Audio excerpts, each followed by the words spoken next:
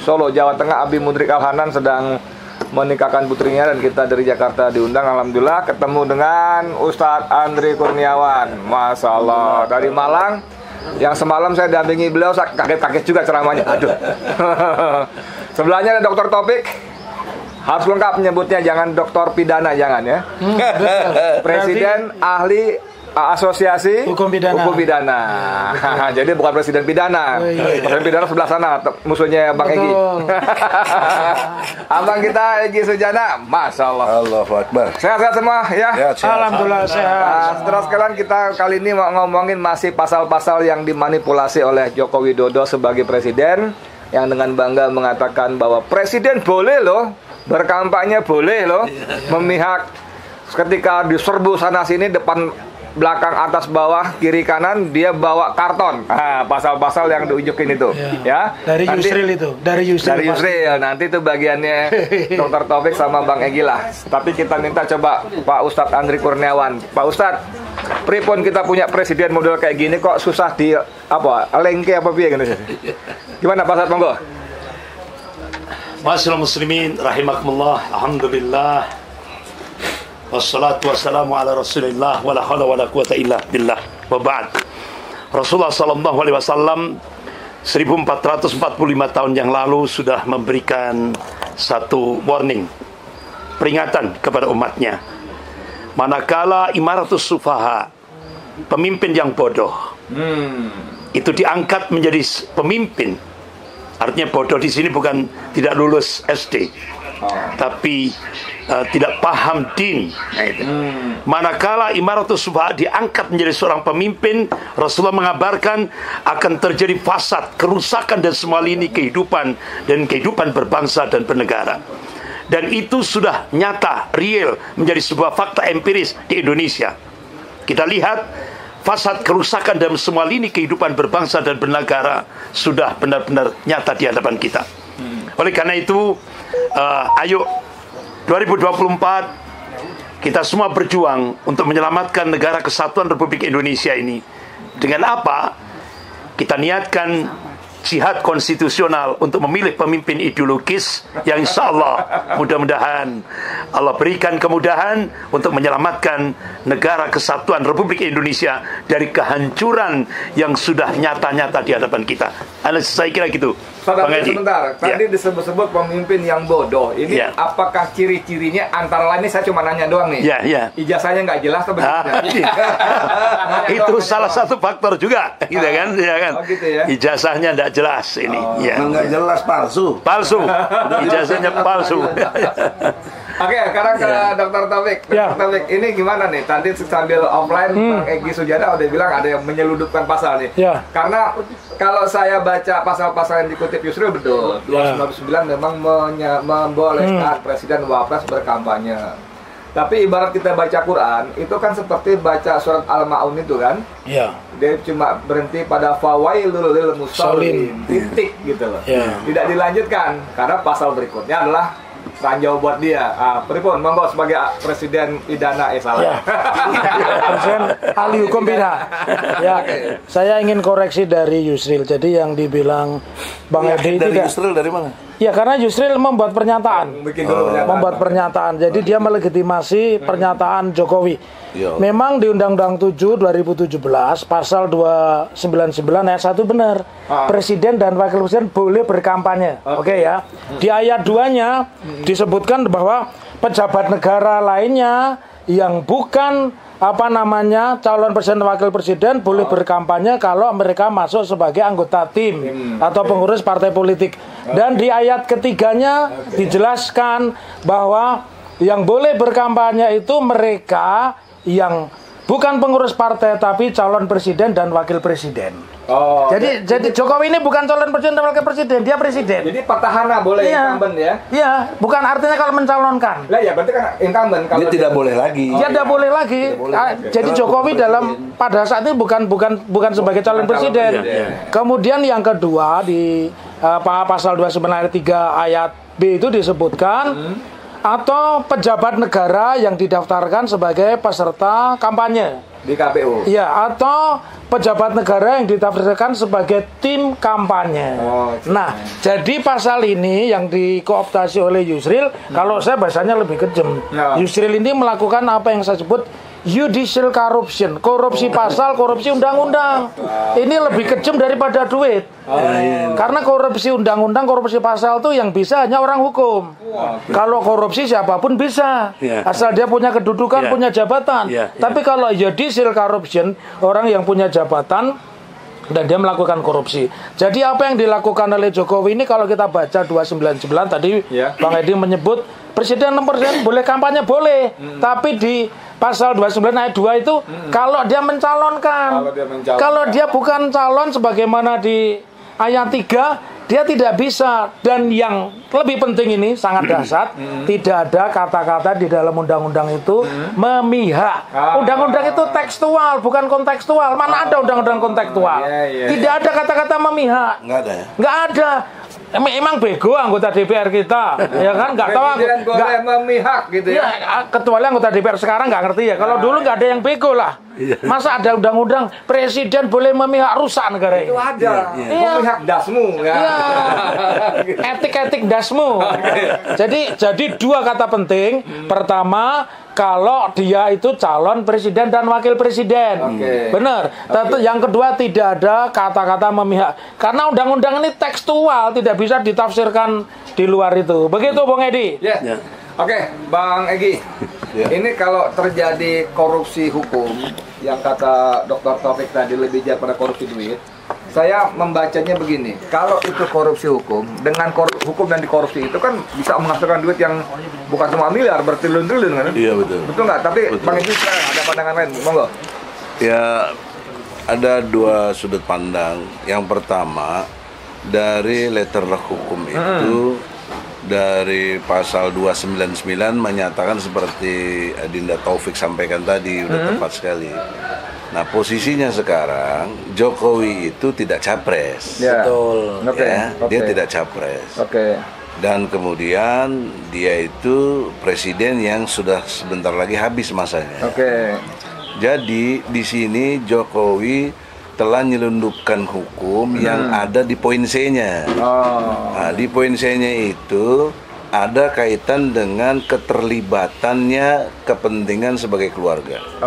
Nah, ini berkait junto ke undang-undang nepotisme. Yaitu undang-undang nomor 28 tahun 99 pasal 1 angka 5. Jadi nepotisme itu adalah penyelenggara negara yang dengan memanfaatkan posisinya itu berbeda kepentingan atau kepentingan yang berbeda itu di dalam pengertian untuk kepada keluarganya itu. Dia melakukan korupsi akhirnya. Nah, itu sanksinya menurut pasal 22 ya itu 2 tahun sampai 12 tahun. Pidana. Penjara. Jadi artinya dengan konstruk hukum yang jelas seperti ini, Jokowi sejogjanya sudah dipidana. Tetapi dalam mekanisme hukum tata negara, presiden tidak bisa dipidana, harus di-impeachment dulu. Nah, panjang jadi jalannya dong. Panjang. Jadi oleh karena itu, karena impeachment panjang dan lain sebagainya, sebaiknya Jokowi tahu diri, itu tawaran saya. Masalahnya dia nggak tahu diri. Nah, itu tahu, tapi kita masih namanya dakwah kan. Ya, kalau sekarang enggak, mungkin besok iya dia tahu diri untuk mengundurkan diri. Karena udah nggak layak lagi sebagai presiden. Dia udah nyelundupkan hukum, menteri-menterinya juga, orang dekatnya juga udah korupsi hukum tadi ya. Dan juga ada pendapat sahabat saya, Ketua Peradi Oto Hasibuan. Dia bilang itu sah dan layak. Ya nggak apa-apa. Ya bagaimana sah itu kaitannya dengan legalitas. Bagaimana saudaraku Oto? Bagaimana mau sah orang legalitasnya tidak begitu kok? Yang nggak baca dia. Nah, itu nggak baca. Dan gimana layak itu kaitannya dengan moral. Gitu. Pak Andri, tadi saya mau balik ke jenengan bilang bahwa pemimpin kalau bodoh ya kan perusakan. Sebelum itu kita lebih kenal hadis Rasulullah mengatakan bahwa kalau salah urusan diserahkan pada bukan ahlinya, maka dia akan tunggulah kehancurannya. Tapi Ustaz Andri, ini dua pakar hukum kita bicara soal hukum ini, pasal ini segala macam dan sebagainya. Nah, pertanyaannya adalah faktanya, maksud saya mereka nggak peduli sama hukum. Mereka yang buka, yang bikin, yang buat, tapi mereka yang nabrak gitu loh. Ya. Ya kan ini kan mereka mustahil justru nggak tahu dong, pasti paham. Tapi justru karena dia paham itulah maka dia seludupkan tadi korupsi tadi kan. Nah, menghadapi pemimpin yang nggak peduli dengan hukum dan peraturan yang justru mereka buat sendiri, kita mesti bagaimana? Rasulullah Sallallahu Alaihi Wasallam memberikan wasiat kepada umatnya.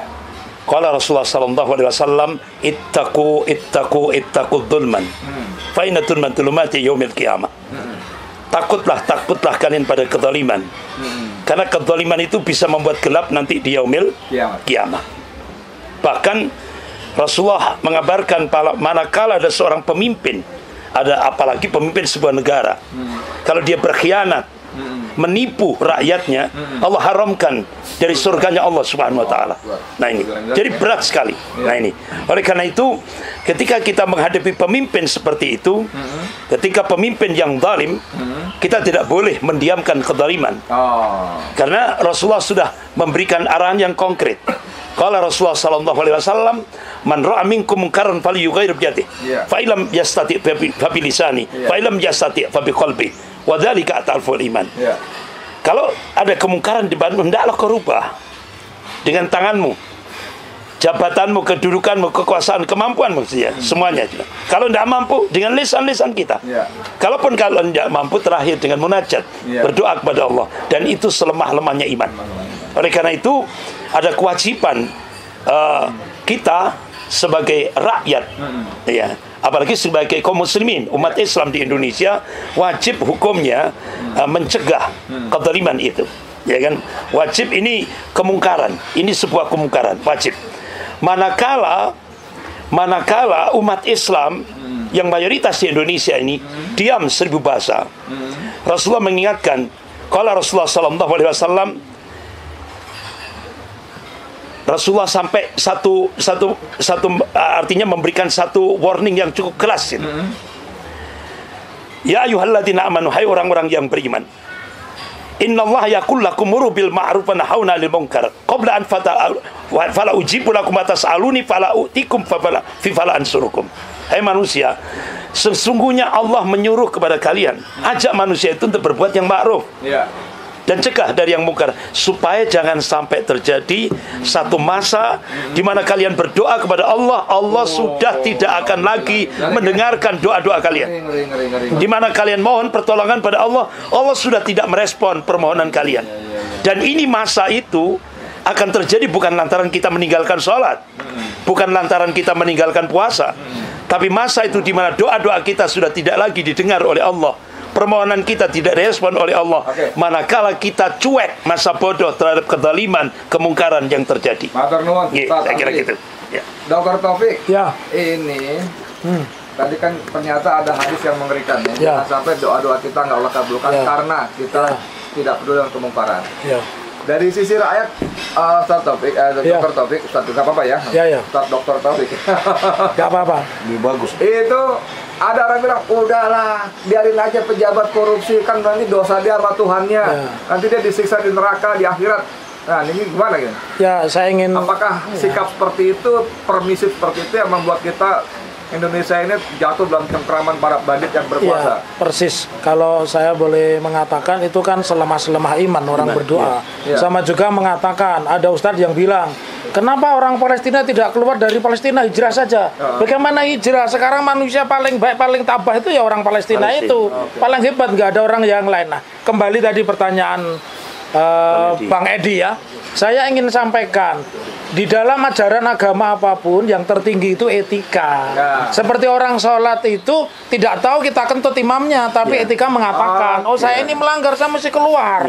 Ya, saya mesti keluar dari barisan biar diganti sama yang lain. Sama.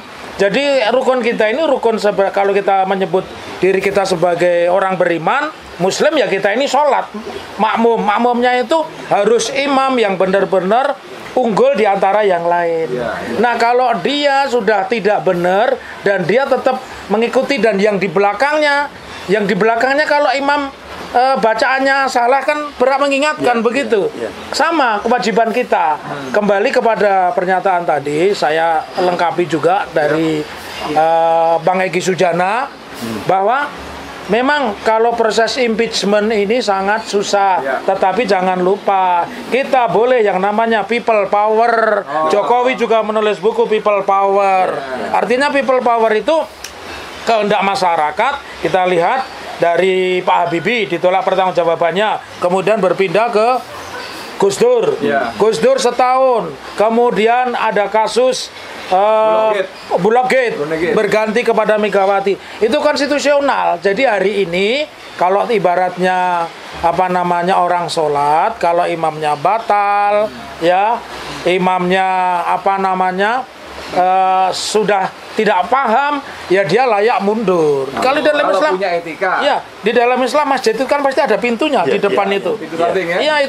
Itu darurat. Nah, kalau dia tidak darurat, ya boleh kan kita turunkan bareng-bareng, imamnya diganti, boleh. Boleh. Ya, begitu. Oke, Bang Egy nih. Bang, abang ini kan sama teman-teman kan gigih nih soal ijazah palsu. Dua babak lagi ya. Babak pertama babak Gus Nur sama Bambang Tri. Babak kedua sekarang di PN Jakpus nih. Udah sidang keempat atau kelima nih Bang ya? 10. Udah 10. Allahu Akbar. Ini gimana peluangnya Bang? Karena saya kan beberapa kali ikut. Ini kayaknya Bang ada skenario mengolor-olor gitu, menunda-nunda segala macam dengan berbagai sebab dan alasan.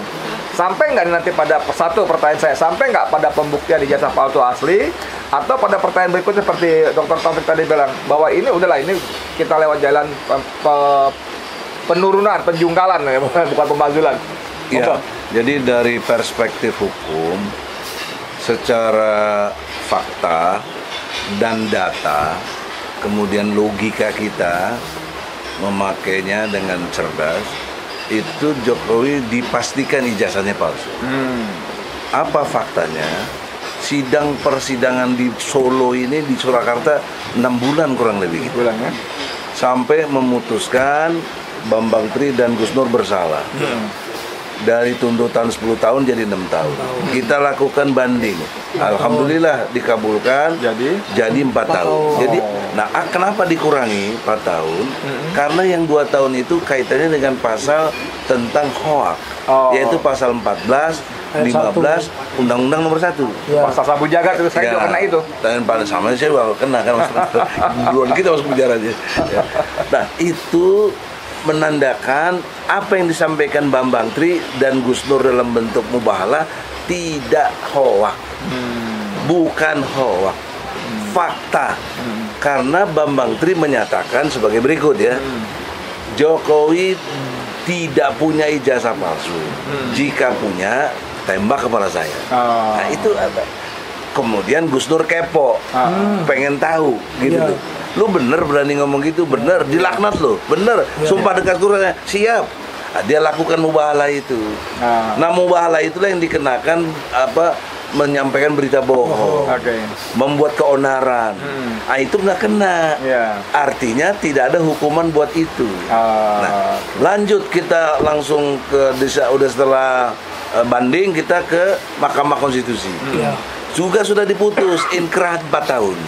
Artinya sudah fix sebagai alat bukti di Pengadilan Negeri Solo tidak ada ijazah aslinya Jokowi, tidak ada. Harusnya makanya sekalian ada Brother Taufik, secara hukum pidana putusan dari pengadilan ini Negeri Solo ini bisa nggak saya jadiin alat bukti? Bisa dijadikan alat bukti. Nah, alasannya hukumnya apa? Alasan hukumnya begini, alat bukti itu kan 2 sesuai dengan KUHP ya.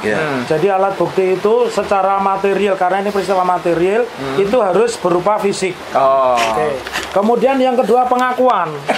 Di selama proses persidangan tidak pernah ada pengakuan, artinya belum pernah ada saksi yang mengatakan pernah melihat ijazah asli. Mengatakan ijazah Jokowi itu asli.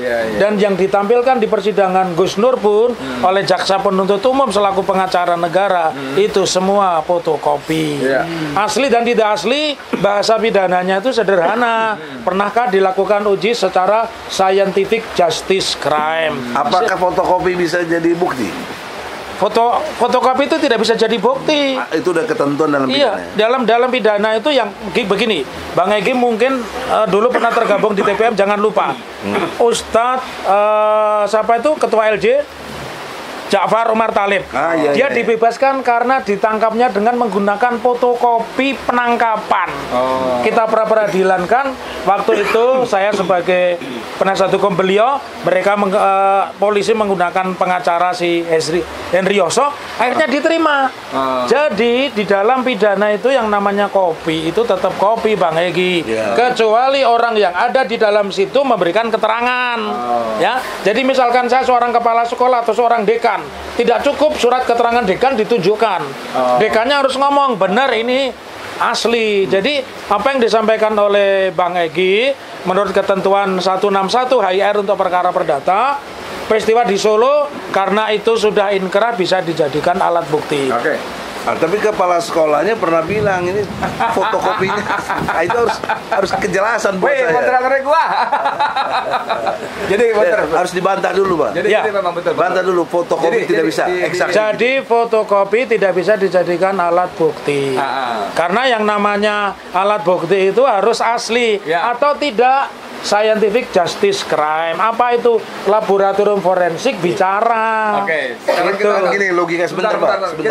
Kita fokusnya sekarang masih soal pasal Jokowi ngeyel buat kampanye, bukan geser kebanyakan ke jasa palsu ya. Kebanyakan tergantung pertanyaan. Nah, makanya jangan dibawa-bawa terus. Saya sebagai penutup Ustaz Andri, ini saya sampai pada kesimpulan manusia satu ini kopos. Nggak mempan nasihat segala macam ya. Mau diajuin pasal apa segala macam apapun dia akan tetap menolak. Nah, ini sekarang apa yang harus kita lakukan bagi rakyat Indonesia untuk menyelamatkan Indonesia dan literasi ke depannya, literasi kita? Tunggu 1 menit. Silakan, ayo. Ya, Pak Andri. Ayo, udah nggak apa-apa, Pak Andri. Silakan. Lanjut aja. Masyaallah muslimin rahimakumullah. Apa yang bisa kita perbuat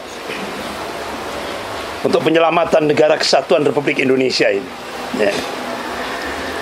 Yang pertama, memang kalau sudah terjadi seperti itu secara radikal pemakjulan itu sesuatu yang syar'i. Ketika terjadi itu tadi kan? Ketika terjadi penyalahgunaan itu pemakjulan itu sesuatu yang wajib syar'i untuk penyelamatan negara kesatuan Republik Indonesia. Nah, kalau enggak, otomatis rakyat harus menegakkan amar ma'ruf nahi mungkar. Tentunya dipimpin oleh seorang ulama yang istiqomah. Nah, itu saya kira konkret. Ya, karena saya orang pidana, pendekatan saya jelas. Undang-Undang 998 tentang penyampaian pendapat di muka umum, atau kalau kita tarik itu sama dengan people power. Itu artinya negara itu memberikan, dan itu yang pertama kali dibuat Habibie ketika dia jadi presiden. Jangan lupa itu dibuat oleh Habibie, Undang-Undang nomor 998 tentang penyampaian pendapat di muka umum.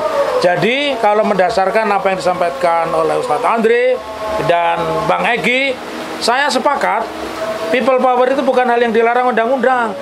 Karena terbukti Jokowi dituliskan bukunya di 2014, people power yang mengantarkan Jokowi sebagai presiden. Yang nulis Bimo Nugroho. Kemudian yang kedua, bagaimana mekanisme people power? People power bisa dilaksanakan beda ya. People power dengan sembako beda. Sembako itu semangat bakar toko. Beda. People power itu aktivitas politik yang merujuk kepada tadi pendapat beliau, karena beliau sudah pemimpinnya tidak amanah, menipu dan sebagainya, ya salah satu syaratnya rakyat menolak. Dan hari ini kalau tidak salah saya dapat undangan juga Zoom meeting petisi 100. Ya, kita akan mengadakan rapat secara nasional 15.30.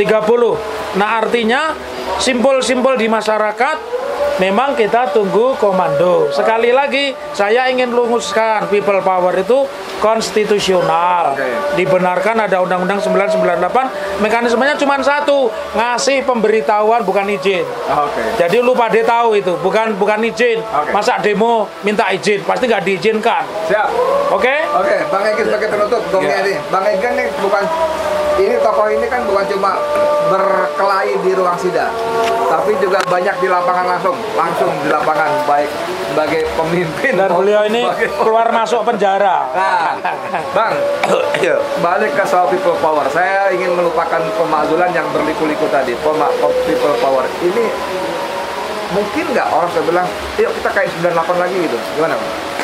Sangat mungkin kalau kita jargonnya tunggu komando ulama. Sekarang saya himbau ulamanya, Pak Andri lah yang punya akses ke ulama. Kasihlah fatwa, segera turun. Itu aja kuncinya. Kalau konstitusional ini 100 tokoh udah jalan. Saya ke DPR udah jalan. Nah ini juga saya ingatkan, Puan Maharani jangan nggak gentle. Dia bilang katanya urgensinya apa, kemudian apa bukti-buktinya. Saya datang ke DPR ditolak. Kurang ajar itu sebenarnya. Nah itu satu. Yang kedua, sekarang saya lagi usaha lewat DPD. Saudara Tamzil Lindrung, mohon segera terima kita kapan gitu loh, atau Lanyala sekaligus ketuanya betul-betul menerima kita, karena ada fungsi DPD yaitu mengawasi jalannya pemerintahan. Itu masih ada dia. Jadi kalau dia ngawasi, dia panggil presiden, ini juga satu peluang yang besar untuk bisa terjadi perubahannya itu. Nah yang terakhir baru tadi ulama lah, kalau enggak juga. Saya kira itu. Saudara sekalian, saya kira cukup clear, arahnya sudah lumayan jelas, dan memang kita tunggu betul-betul masyarakat kubronya tadi ya. Mudah-mudahan bermanfaat. Allah selamatkan Indonesia, Indonesia dari kehancuran lebih dalam. Saya Edi Mulyadi untuk FNN, untuk Indonesia lebih baik. Assalamualaikum warahmatullahi wabarakatuh. Waalaikumsalam warahmatullahi wabarakatuh.